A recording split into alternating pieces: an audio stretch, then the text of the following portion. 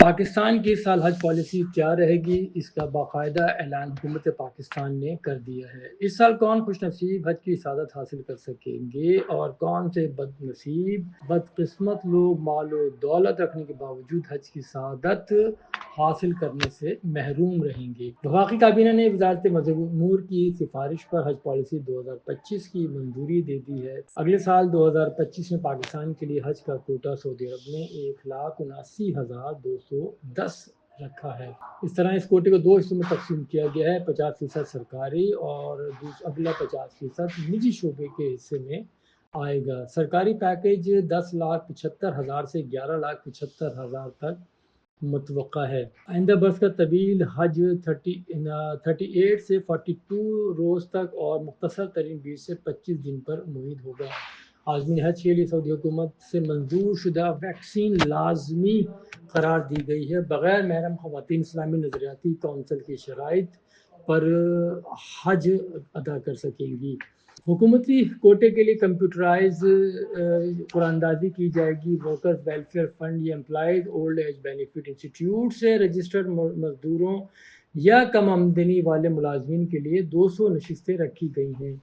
حج scheme کے تحت قراردادی میں اس بار ایسے افراد کو ترجیح دی جائے گی جو پہلی بار حج کی سعادت حاصل کرنا چاہتے ہیں، اور 12 سال سے کم عمر کے بچوں کو اس سال حج کے سفر کی اجازت نہیں دی جائے گی۔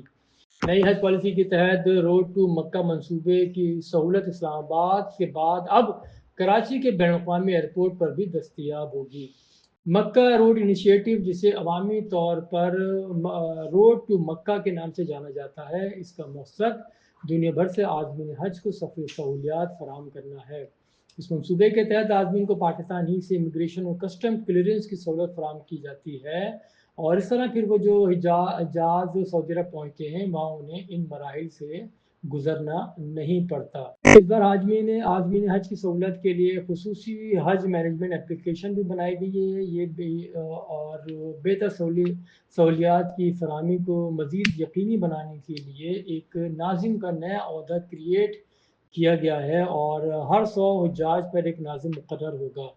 ان ناظمین کا انتخاب ویلفیئر اسٹاف میں سے کیا جائے گا، اور دوران حج انتقال اور زخمی ہونے والوں کا معاوضہ بھی بڑھا دیا گیا ہے۔ انتقال کرنے والے حجاج کو لواحقین کو 10 سے 20 لاکھ روپے معاوضہ ملے گا، اور اسی طرح زخمیوں کو 10 لاکھ روپے دیے جائیں گے۔ اب آخر میں یہ بتاؤں کہ جو اسلامی نظریاتی کونسل کا کہنا ہے کہ فقہ حنفیہ اور حنبلی کے مطابق اگر محرم نہ ہو تو عورت حج پر نہیں جائے گی اور اس پہ فرض نہیں ہوگا۔ اس کے برعکس جعفریہ، مالکی اور شافعی مکاتب فکر کے مطابق کچھ شرائط اب اختیار کر کے بنا محرم حج